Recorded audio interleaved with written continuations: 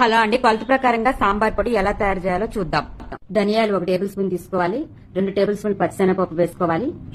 2 table స్పూన్లు కందిపప్పు వేసుకోవాలి. 2 టేబుల్ స్పూన్లు మినపప్పు వేసుకోవాలి. 1 టేబుల్ స్పూన్ జీలకర్ర వేసుకోవాలి. జీలకర్ర ధనియాలు ఒకటే కొలత తీసుకోవాలి. ఇవి లో ఫ్లేమ్ మీద కొంచెం కలర్ మారే వరకు ఫ్రై చేసుకోవాలి.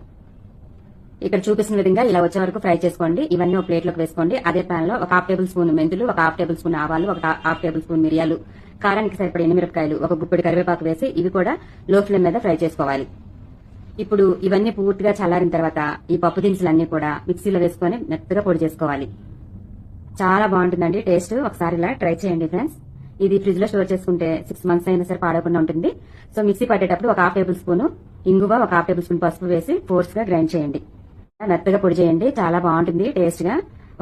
2 టేబుల్ స్పూన్లు ఈ పొడి వేసుకొని సాంబార్ వేసుకున్నారంటే కమ్మగా ఉంటుంది. ఒకసారి ఇలా ట్రై చేయండి ఫ్రెండ్స్. నచ్చితే లైక్ చేయండి. Thank you for watching.